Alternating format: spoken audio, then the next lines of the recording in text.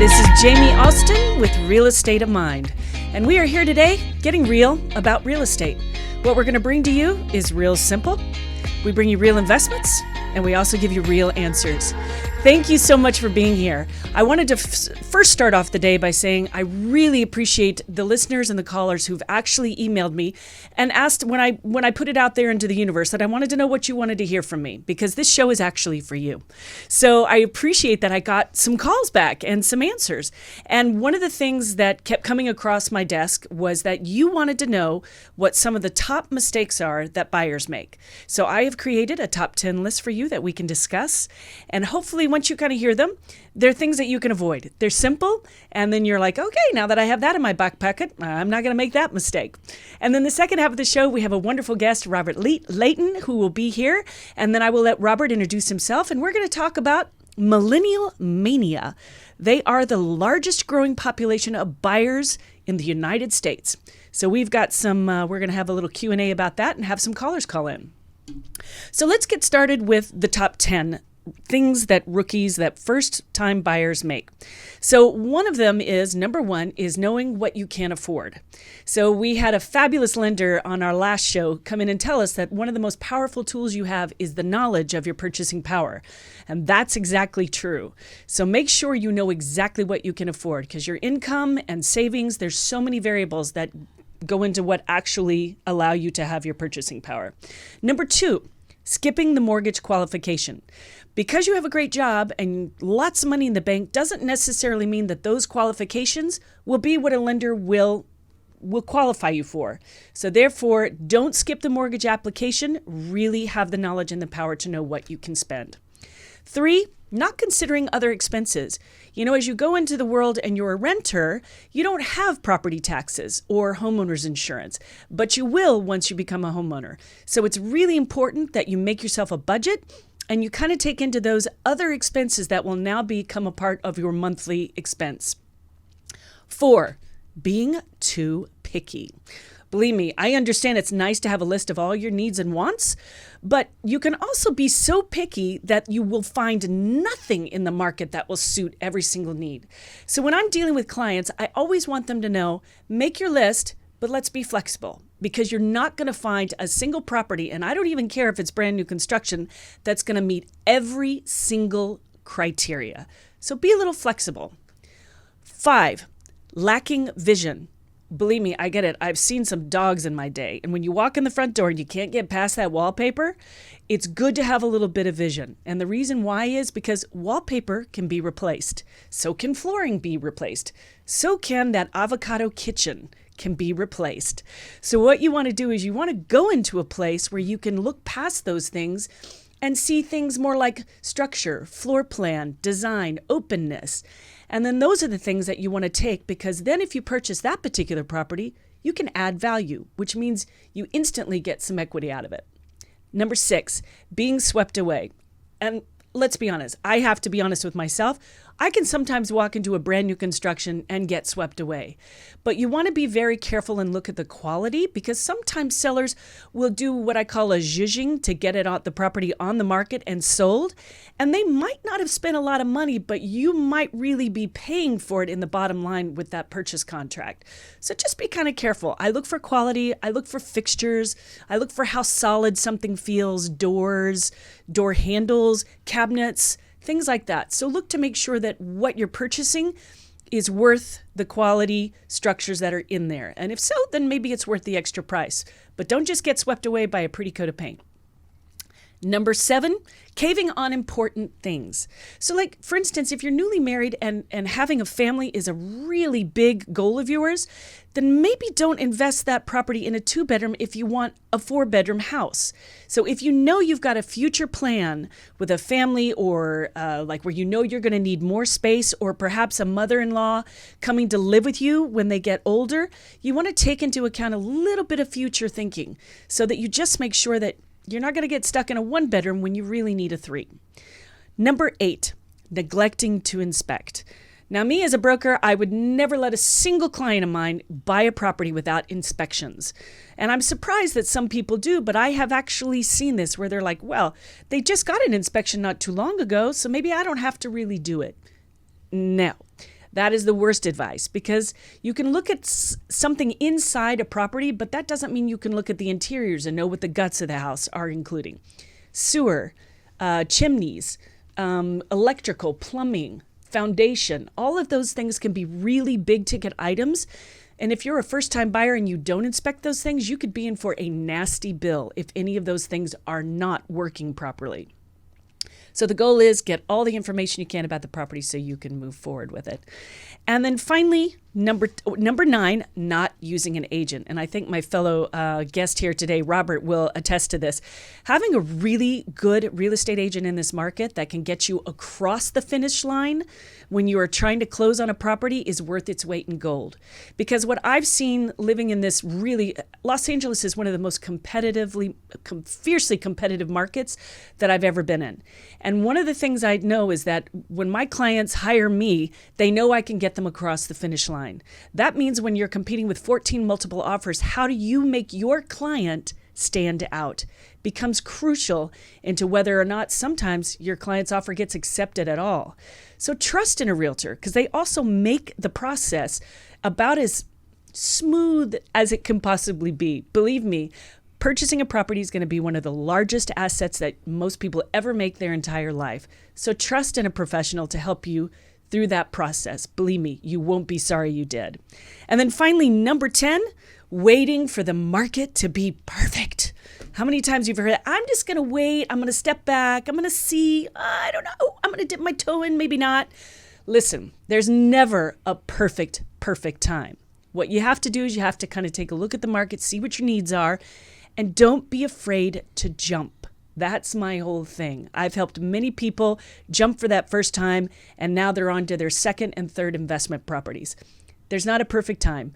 Read the signs. Again, trust a professional to help guide you through that, and then jump and get into the real estate market because it's hot.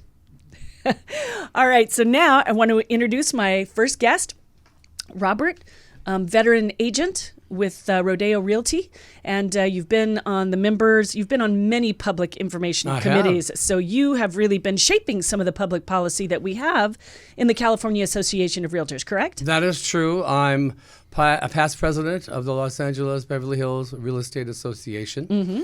I'm also a director for the state of California. Fantastic. Where every April we go to Sacramento to meet with the governor and the senators and the legislators to go and petition bills that will protect homeowners. I love that. And then, of course, next year I'm going to be the president of the Multiple Listing Service so that we can give the most accurate data to the buyers. And for those of you who might not know what the Multiple Listing Service is, basically that is a public site where you can go and start your home looking process. But a lot of times some other companies will take data, use a different algorithm, and you're not getting the most current information that's on the market. Well, this is very true. There are very numerous websites out there, like, for instance, Zillow, Redfin, Trulia, and on and on. And the thing is, they do their market approach by algorithms. Mm-hmm. They've never been in the house. That's exactly right. They don't know if you've really improved it or not improved it. They don't know the neighborhood. That's right. I love it when Zillow goes, oh my God, your home is worth $200,000 more than it is. And I'm like, no, they haven't seen it. They don't know what I'm up against. So I have to really try to train my clients, get off there. Like, it's okay to look for, at the beginning, for just looking at the photos and stuff like that. But when they start giving out Zestimates, it's a little challenging. Also be careful with pictures. Yes, true. Realtors are supposed to show the house in the best light and the best angle. They could be hiding a lot of sins. Yes. And you must see the house or the apartment condo in person. Mm-hmm. And I always tell people, don't see it at night, because lighting can do wonders, as I'm sure a lot of us know that. And then also, every neighborhood has 3 faces. Okay, what do you mean by that? It has a daytime look, it has a nighttime look, and it has a weekend look. Oh. If you see a house that you want, get to know the neighborhood and drive it under those 3 different times, because you will see what the other people who are living there are like. Yep. And sometimes you'll find at night the people that are loitering, and you may not want that, especially if you're going to have children. Right. So it's very important that you do your own homework as well. And I think that these websites are an excellent vehicle Absolutely. to educate yourself on price and what's out there. That's true, because actually what I learned, the statistic from the National Association of Realtors, is that 50% of buyers start online. Before they ever hire a realtor or go speak to a lender, they are already looking. So yes, great vehicle to get yourself started. It most certainly is. And I recommend that people do that, particularly since we're going to be discussing millennials. They're very attuned to do things online. Absolutely. They were born with phones in their hand. Phones and laptops. They don't watch television as much as the older generations do. Because they can watch it on their phone. Right. Everything can travel. Right. Have phone will travel. Although it doesn't hurt for them to check out HGTV and the houses that are advertised as flippers to give them the vision that you had talked about just a few minutes ago. That's right. As to what could be. Yeah, because boy, even on HGTV, you've seen some dogs and you're like, there is no way they're going to turn that around and make that pretty. And sure enough, like the Property Brothers come out and they're like, ta-da! And you're like, I didn't see that. I didn't see that coming. So no, that is great. It's and great. my favorite show is which is a show that's The Millionaire Agent, which we have on Rodeo. Yeah. You never see a contract. Yeah, isn't that interesting? You never see money. Everything that's like a phone call, yeah, sure, we'll take it, okay. And then you never see it. And you never hear about the inspections, and you're over there like, this is, in a wonderful fantasy world, this is wonderful. It's Hollywood, baby. It is Hollywood. It's Hollywood and real estate combined. But you've got to come down from the air and get to reality. That's right. And I that's totally why agree. you need an agent as well as Yeah. you had talked about. No, it's absolutely true. Even when I know a friend of mine had seen million dollar listing or whatever, and I'm like, they're like, they didn't go to get the listing, so they don't know how hard they worked to get the listing, but it was basically just, here it is, it's sold, it's great, I'm fantastic, now I'm taking my poodle to get their nails done. And I was like, you brought some great points too, as to know what you want. Okay, the point is, a lot of people, they want the world. Okay, what you need to have is two things: a must-have list and a wish list. there you go. If you can find a property that has the must-haves and that maybe has a couple wish things, you're doing very great. well. So let's lead into that, because this is basically Millennial Mania, right? So these are going to be the largest pool of buyers. So what do you see as happening? What do you notice the biggest difference between millennial buyers from, say, buyers even 10 to 15 years ago? Well, first of all, the advent of social media, and of course, everyone using the phone and the iPads, and of course, Instagram. Yep. Twitter, not so much, because you can't say as much as That's you want right. to, okay? Yeah. If they're in business, they'll be on LinkedIn, and they'll see properties there. But there's a big disparity. When you come to millennials, okay, millennials are basically 25 to 39 years old. That's right. But you have to break them up into two groups. Okay. The first half, okay, they're paying their student loan debts. They're getting their new jobs, okay? And all of a sudden they feel, I deserve to reward myself. So what they do is they either live at home or they rent a very fabulous apartment, because image is important. That's right. But they're not saving. That's right. And actually, up until recently, 40% of all buyers were not millennials. And now they said by the year 2036, there's going to be 81 million millennials out there. They're going to surpass the baby boomers, all of that good stuff. And the sad part is, and this was a statistic as well, they're not as well off as their parents. So you're right. Things like flat wages, getting jobs and student loans is actually making purchasing their first homes that much more difficult. So how do you reach out to a millennial and say, I can still help you with this? Well, we can help them. There are many ways to help them. The thing is, again, going back to the two different groups of millennials, once they reach 30, that's when they start getting settled. And maybe they want to get married and they want to have children. That becomes really important because they want to have a house. Right. Okay. And I think the millennials that are younger, if they have the cash and availability to buy something smaller, keep it as an investment, and then be able to go and afford 5 years down the road to buy something a little larger, but So keep the other one as a rental. So you're talking about the flip. Don't buy your primary residence first. You're talking about maybe get something smaller, get some equity, so that then 5 years down the line, you can take that equity and then get the home you really want. Right, because what you're doing is you're building wealth. Exactly. You see, and the thing is, people are always worried about the recession. They always worry about the property values going down. Okay? Exactly. Property values historically, okay, have gone up 6 steps.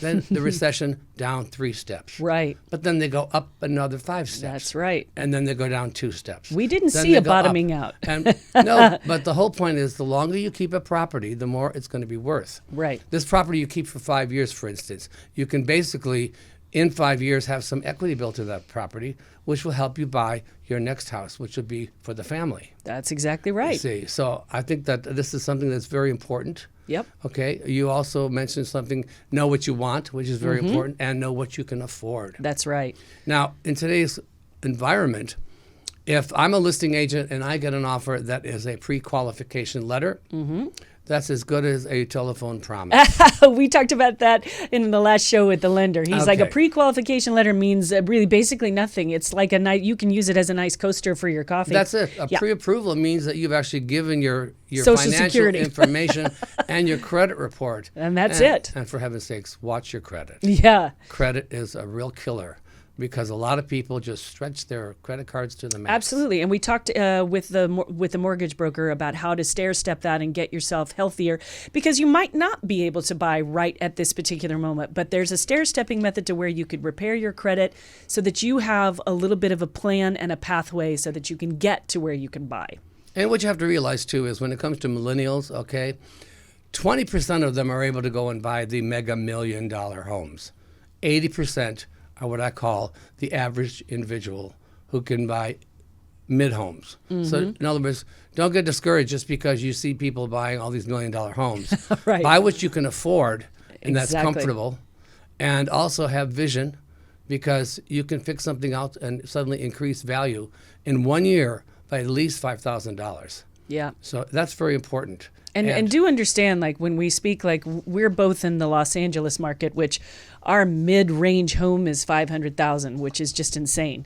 Because you pick that home up anywhere else in the United States, it could cost you $70,000 to $180,000, which is a very different property. But sort of basically the same principles that we're bringing up apply across the board.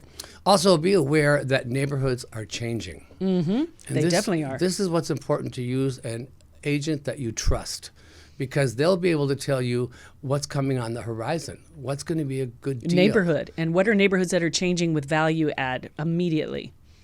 I noticed that in Los Angeles, the high-priced properties are in the west side. But as you start going further east, the prices are lower. That's What's correct. happening is, as time goes by, those properties are becoming more expensive, and people are moving even further east. That's right, because further west, we don't have that much farther to go in Los Angeles, because then you'll be in water. So let's take a quick break, and then I think we've got a caller. So let's take a caller and see what they have to say. Sure. Hi, this is Jamie with Real Estate of Mind. Who do I have on? Hi, this is Karen. Hi, Karen. How are you? And where are you from, Karen? I'm calling from Los Angeles. Excellent. What can we answer for you today?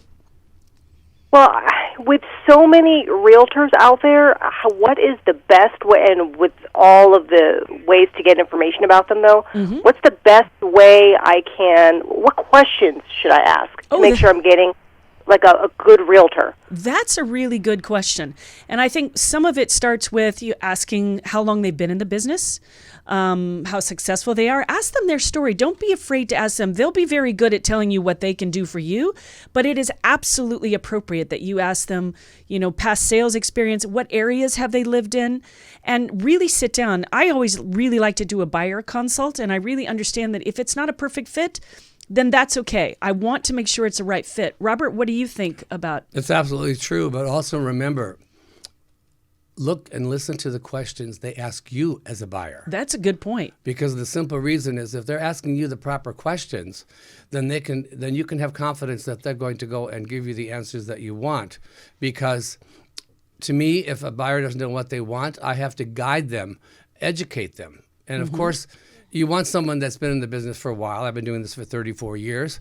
Just a little bit. Right. But experience never gets old. Yep. And the thing is, when you ask for questions, like Jamie said, what have you done? Where have you sold?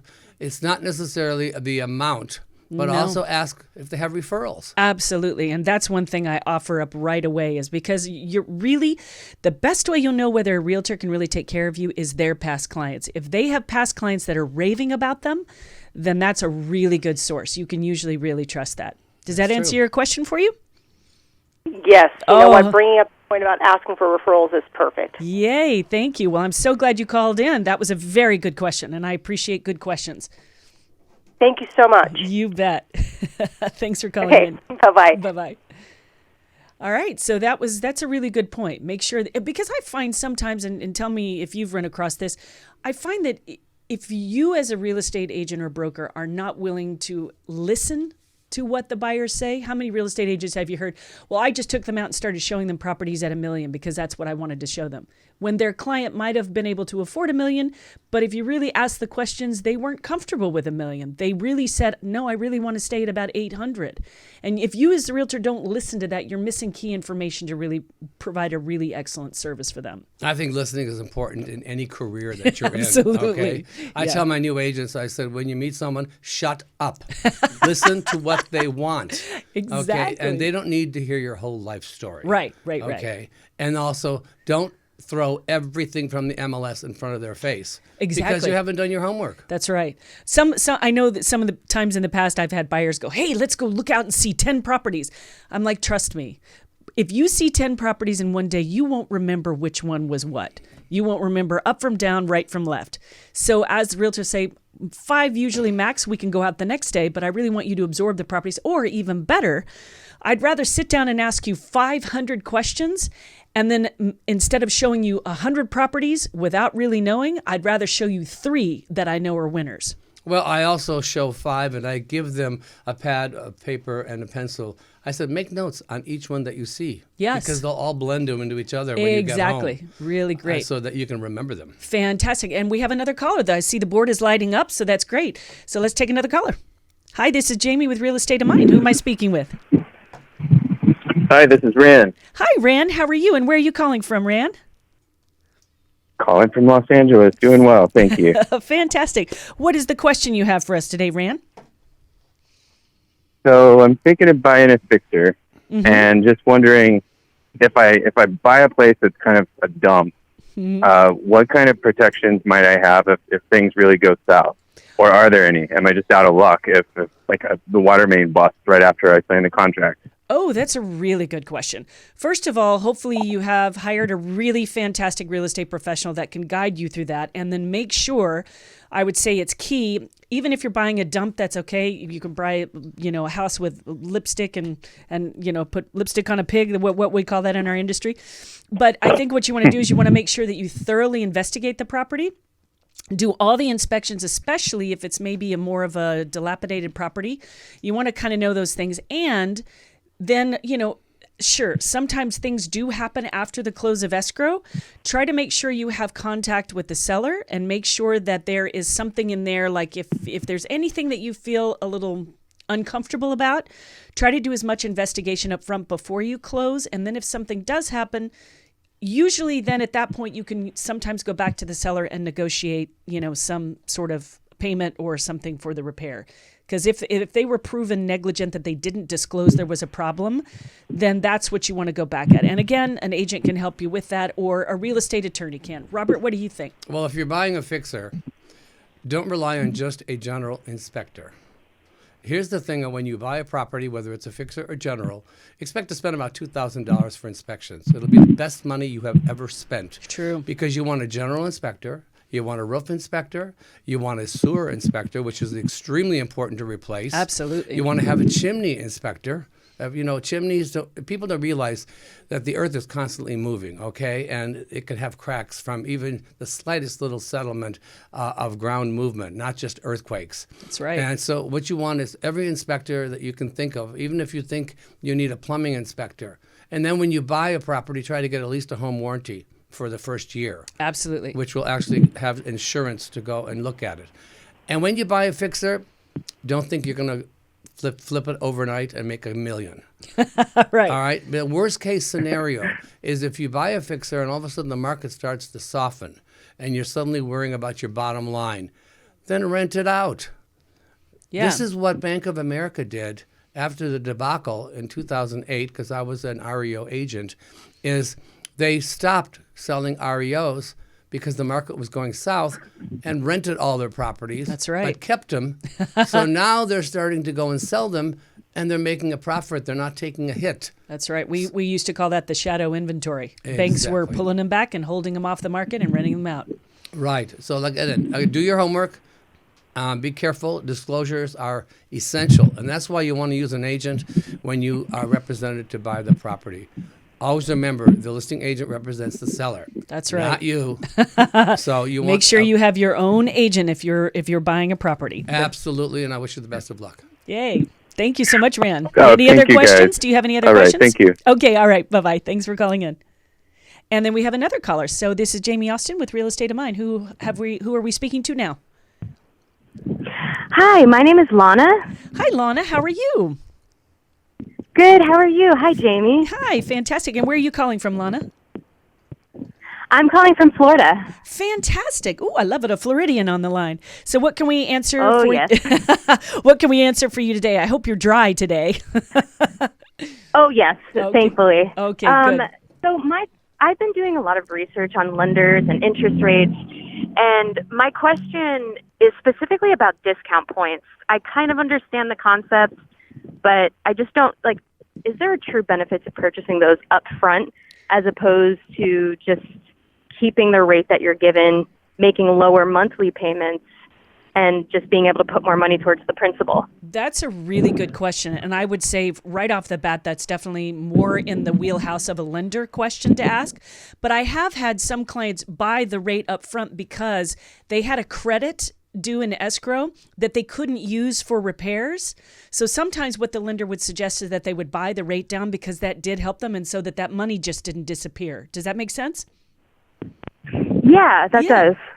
But I would think you'd have to kind of speak with your lender. What do you think, Robert? Well, you always talk to a lender, number one. But number two, buying an interest rate down is good if you're holding it for a long period of time. If you're going to flip it or you're going to sell it in a couple of years, you may not want to do that. But Jamie mentioned a good point that if you're getting credits and the lender doesn't allow certain credits or even a gift letter, you could use that to buy the rate down to at least acquire the property. But again, I'm not an attorney. I do have my opinion because I've been doing this since Noah's Ark landed. Okay, but the point is, I say talk to a lender that you trust. Absolutely. Now, I hate to say this, don't just use a lender because they happen to be a friend of yours or a relative of yours. Use a lender that knows what they're doing, that you trust, and they'll give you the best answer. That's exactly right. So I hope we at least guided you, if nothing else. Like he said, I'm not an attorney, he's not an attorney, but this is why we have professionals. And again, if you've got a real estate professional helping guide you, that should be the very first thing they tell you. Go speak to a lender about that. Because buying down the rate, like Robert said, is not always advantageous depending on the length of time you're going to be in the property. But I find a lot of buyers get in escrow and they just assume that they're going to get money back for credits for repairs. And you have to check with your lender to see what credits they actually allow.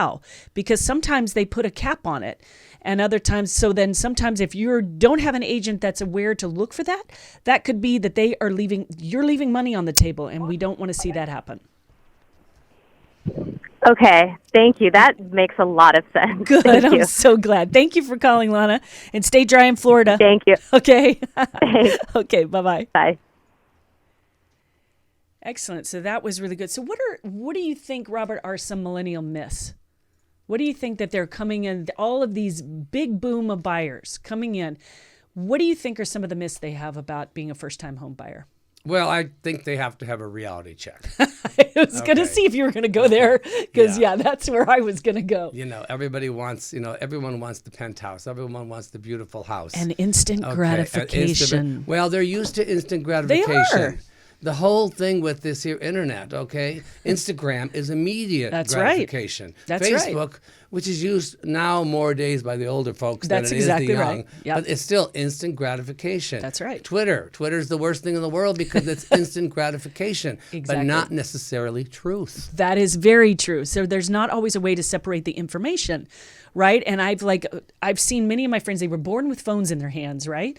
So they have a world of wealth of information out there, but it's not necessarily directed and guided and accurate, just like you said. Well, that's it. The whole reality check is the important thing too, is because there's no such thing as a perfect property. Right. It doesn't exist. Right. Because it's perfect only in your head.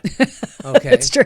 And after all the Instagram photos that you see of everybody's home being absolutely perfect and fantastic and glamorous and so chic, and then you're like, all right, But let's also, get real. think about what could be. Absolutely. Okay. Of course, within your budget. Right. And it doesn't have to be fixed today. That's right. And also, be careful. I love your friends. I love your relatives, but they're not professionals. Okay. So you want to talk to a professional. Exactly. And sometimes I've even said, to my clients, they've like, I got a friend in real estate. It's my aunt does real estate. And I'm like, sometimes you really owe it to yourself to get the best capacity talent. And sometimes working with a relative can be really difficult on you. And get a realtor that's local. Exactly. Well, my aunt's in Florida, so can't she help me out? Yes, she can maybe give you a referral, but she's not going to know the local market. Right. So somebody being local is really key. And we don't have hurricane insurance here. That's true, we don't. And fire is getting even more increasingly difficult to get because of living in California. So we have all kinds of, things that we put up with here in California, but we love it. This is why we stay. Absolutely. The weather. So Millennial Miss, yes. So I think that's a really big key is the reality check. I think some of the things I'm finding, just the instant gratification, like for instance, sometimes this process can take a little bit of time. And you and I both know there's not just us in the wheelhouse that make a transaction go. You have escrow, you have insurance, you have title, you have so many cogs in the wheel, right? And so I think what's important to know is that if you want instantaneous answers and gratification and things to be done, again, having a real estate professional front end that and give you the expectation list so that you're not expecting things to just turn around. Like, why don't I know? Why haven't I gotten my appraisal back in 2 hours? Because it has to go back to the bank and it takes 48 hours to sometimes 7 days to get an appraisal. So I think you have to really manage expectations of millennial clients so that you can walk them through the process. Well, you have to also become patient. Yes. Okay. The point is, buying a property is probably one of the biggest expenses you'll ever have. Absolutely. And coming after that is marriage and children. Yes. And the point is, take your time. Absolutely. Don't be in a hurry. No, and even statistically, they're saying that millennials are waiting later in life to marry. Well, that's why I said the second group of millennials after 30 are starting to think about marriage and family. That's right. Or as opposed to the young ones are just getting over, the excitement of graduation. Right. And all of the wonderful things they can buy and they can do. Right. Okay. But unfortunately, student debt lasts for a long time. That is very true. And I'm really hoping that there'll be some change policy-wise in our nation about student debt. And the reason being is because also the other statistic about millennials is they are getting higher education, which means they're actually getting further educated, but then as a result of that, they're having more student loans. So they're walking out of there usually with a pretty hefty debt on student loans. So that's another thing that's putting the stress and the strain on millennials being able to purchase their first property. However, statistically they say it's not zapping their desire to own, which is good. So I think what they need is a game plan, a little bit of guidance, and like you said, some patience, because it may take a little bit. And let me just point one thing about education.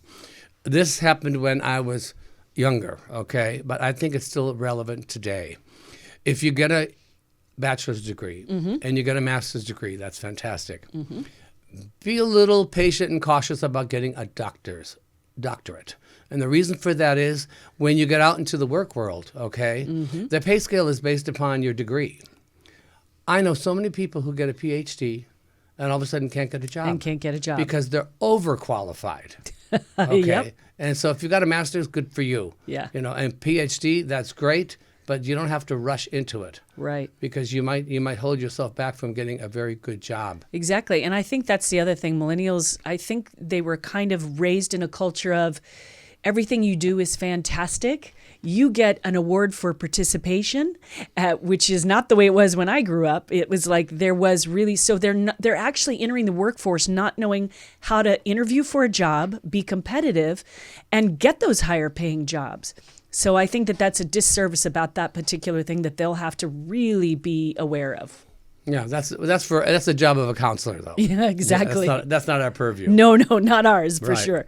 I would step out of that. So do we have any callers? Nope. Okay, perfect. All right, so let's move on. So how do you think millennials use social media to play in? Do you think that they're looking for homes on social media, or do you think they're just so it's just so intrinsic to who they are today? Well, all the websites now have mobile capability. So they're looking at That's properties on their mobile device. Absolutely. As opposed to the computer. I myself included have several apps that do the same thing. Exactly. Websites, again, I tell the agents when they design a website, okay, that the viewer has 3 seconds to be caught. That's exactly right. Okay. So the website, if you build a website and you're an agent, okay, don't put a bunch of gobbledygook in there because you're going to lose the client. That's right. Okay. If you're the millennial looking, you want in and you want out. Absolutely. You want information right away. 1 or 2 clicks and that's it. And done. Exactly. So that's why Facebook is suddenly becoming a little less popular. That's exactly with right. the millennials. Okay. No one cares what you had for dinner last night. I don't have to look at that. And I really don't want to look at that. And then when it's a real estate ad, okay, make it a teaser, okay? But you don't have to write the 10 books of the Bible into a description. Exactly. And stuff like that. Instagram is wonderful, okay? Sometimes it doesn't give enough, but the point is it whets teaser. It whets your appetite. Absolutely. Right. And again, I talked about Twitter. Twitter is just basically a gossip vehicle. Exactly. And I kind of think really like Instagram is where it's at because it's formatted to move quickly. You get photos that are beautiful. It was kind of really more geared for photos and for sharing that kind of thing, but it does lend itself to if you have a beautiful property.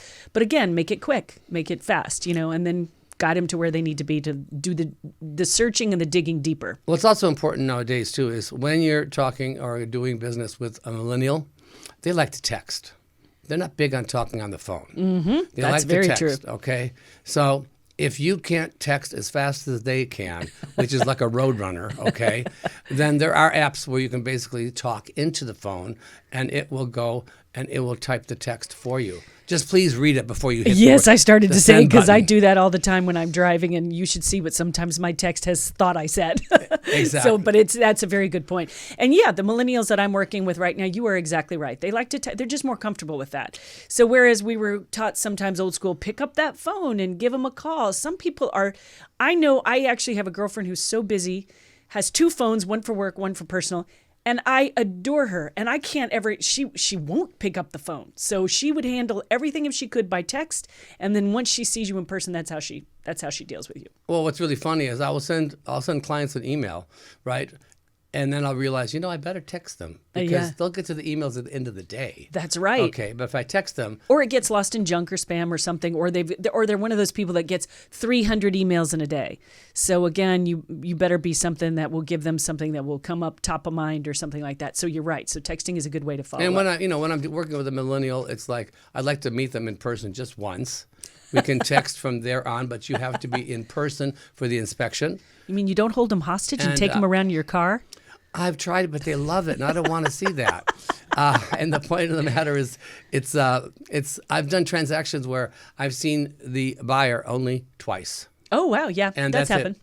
Yeah. And even when it came to picking up the keys, I said, I would like to meet with you and give you the keys. Just leave them at the front desk. Yeah, just leave them at the front desk. Listen, we have another caller. The board's lighting up again. So let's take a caller. This is Jamie with Real Estate of Mind. Who do I have? Hi, this is Danielle. Hi, Danielle. How are you? Where are you calling from, Danielle? Hi, I'm in Long Beach. Oh, fantastic. So what question do you have for us today, or perhaps my guest, Robert, about millennial buyers, or even about what we talked about earlier about the top buyer rookie mistakes? Well, what are the top buyer rookie mistakes?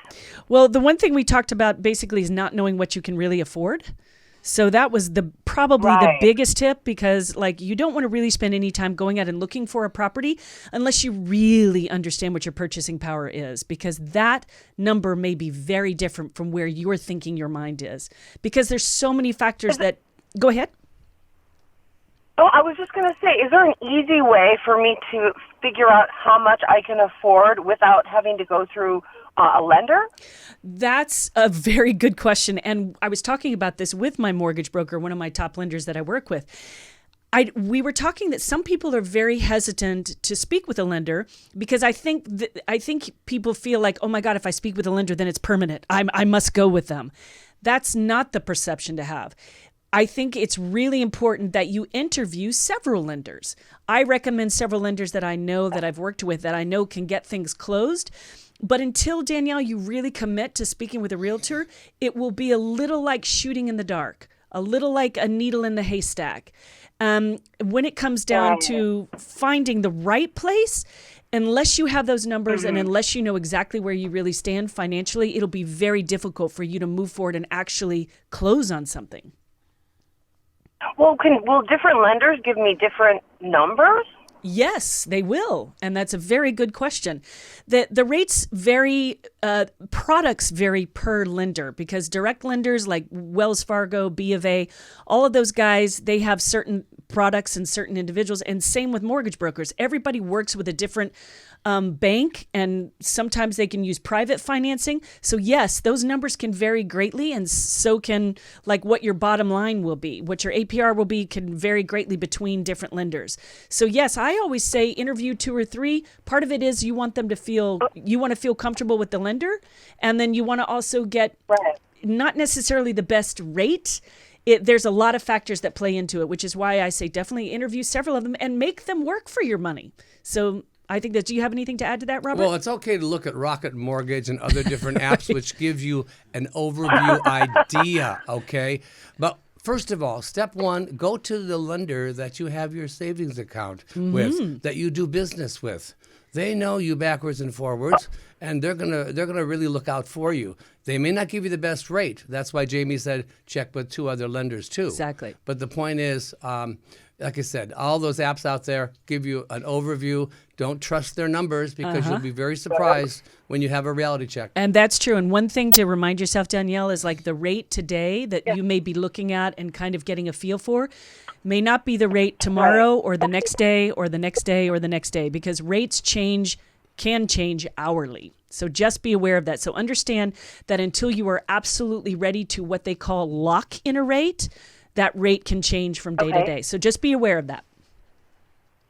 Okay. And then the other question I have, so I make a salary, but I always get a year-end a pretty good-sized bonus. So will they count that as part of my salary, even though it's not an actual salary? It's just something historically that I get. Will that help my? Absolutely. This bonus helps my buying power. Absolutely. Actually, bonuses do count. They usually do have to wait to see the check. So you can't just tell a lender, "Ooh, I'll be getting a bonus." And it also depends on the timing of the closing. Like you can't use a bonus if you're closing in September and you don't get it till December. Do you know what I mean? But if you know that you will be closing and getting your bonus prior to when the loan docs go out, then that could affect your rate and all kinds of things. So again, that's why we say, we kind of laughed about it, but it's kind of like treat your lender almost like you would a priest. Confess to them, tell them everything, because sometimes people don't want to talk about, like an account that they forgot they had money in, or that they are getting a bonus, which you mentioned. So I think basically if you're really upfront with your lender and let them know any case scenario that might affect your credit rating, that would be really fantastic. And your loan lock. Right? Would you agree? I agree with that. Also, like I said, when I'm dealing with clients that are buying multi-million-dollar properties, they don't want anyone to know what their finances are. That's right. And so I basically say, look, I don't want to know. Talk to the lender. Tell him your soul, okay? But as long as he tells me you're good to go, that's all I need to know. And also, when it comes to bonuses, the lender does look to see how long you've been employed. That's true. Okay. That does. If you're at the job 1 year and they're promising you a bonus, they may not take that into account. That's right. You may have to be at the same, I know that it's usually 2 years or more. Right. So that is really important. So it's great that you may have that, but then let the lender know again, because then they will know how to figure that in and see if that could be something that could be used to your benefit. Okay. So speaking of telling the lender everything, if I had a bankruptcy but more than 7 years ago, would I want to tell the lender that? You would. I think a lender needs to know, yes, a bankruptcy can be erased by then, but then anything that is forthcoming about the finances will be good, because sometimes what they've had is they've not mentioned a bankruptcy, and the client themselves didn't know that bankruptcy was still tied to another creditor. Does that make sense? So there was some Right. funds that they didn't know Yeah. about. So that's what you want to be really careful about. And yeah, like Robert really made a good point, because I know some of my clients, I could tell they were uncomfortable about sharing their financial information. And just like Robert said, as your broker, I don't need to know the finances. All I need to know is what your purchasing power is, where you're comfortable affording something, and then I run and take that information and go find you something. But the lender should know any scenario whatsoever, because sometimes lenders just need to know that you've owned a property before. Do you know that you can actually Right. be considered a first-time home buyer again after 3 years? So if you've owned a property and then you haven't owned something in 3 years, you can actually qualify for first-time buyer credits again. So that's something that many people didn't know. They thought, I bought something once, that's it, I'm done. So what would Well, the question about your foreclosure, just because it drops off of Equifax The bankruptcy. or TransUnion, bankruptcy, Yeah, even yeah. that, okay? The point is, banks have a service that can dig deeper. That's right. Okay, and what you're going to find out is if you're honest with the lender and say, you know what, I did have a bankruptcy 7 years ago. Mm-hmm. They might say, well, according to your record now, that's okay. We don't care. we don't That's care. fine. Exactly. So don't be afraid to tell them the truth, Exactly. because it might come back and haunt you. Yeah. Okay, you know that, and then I have one more question now that I I love think it. about it. No, I've great. always been confused about the appraisal process. So, if a property doesn't appraise, does that mean that I won't get the loan? That's a very, very good question. That's a little deep when you are into escrow, but here's the long and short of it. So the bank has given you an amount that it will loan on. So if it didn't come in at value, so let's say it's $20,000 less, the bank basically has their heels are dug in the sand, saying we're not going to lend more than X, right? So now you have a $20,000, and it could be any number, but you have about a $20,000 discrepancy. Couple of things can happen. You can go back to the seller and you can say, hey, seller, this property didn't appraise at this value. And if you have not removed your appraisal contingency, then you can ask the seller to pay the difference, the $20,000 difference. Or as the buyer, you can agree to come out of pocket for the $20,000 so that you are only still lending what the bank has agreed to, but then you are coming out of pocket. And then what I've done many, many times is sometimes it's been somewhere in the middle where the seller will give 10 and the buyer will give 10 so that we close escrow and everybody's happy. But those are your three. Or again, if that would be within your loan contingency time period, you could get out of the deal. If you can't come to an agreement and it doesn't work for you, then you can actually come to an agreement or walk away from the deal. And there's one last Okay. thing. Yes. Well, that's right. There's one last thing also is if your real estate professional thinks that the appraisal numbers weren't accurate, okay, you can ask for a second appraisal. You can. You'll have to pay for it. It'll be around $450 to $500, but you can ask for a second appraisal. Okay. Okay, that's fantastic. I hope that answers all your questions. Thank you for being such a great caller. Yeah, thank you. Okay, thanks, Danielle. Take care. Thank you so much. That's about all the time we have today for our Millennial Mania show. Robert, how can we get to you? How can we find you? I'm at Rodeo Realty on the Sunset Strip, just below the famous Soho House. And you can get me at robertleighton.com, which Fantastic. is easy, Leighton. And I'll be happy to talk to you. And again, I have a team that I work with. I'm the team leader. And we always have someone who can help you in any category that you're looking for, whether it be investment or even leasing. Fantastic. And I'm Jamie Austin with Real Estate of Mind. We are getting real about real estate, and we're making it real simple, giving you real investments with real answers. And you can find me at jamie@thecityofangels.com, or you can find me at Instagram, The City of Angels, and it's under My City of Angels. So please watch the show, like and share. Want to thank all my listeners again. Thank you for writing in. You guys are fantastic. This is why I'm here. I'm doing it for you. Thanks so much. Tune in next time for Real Estate of Mind.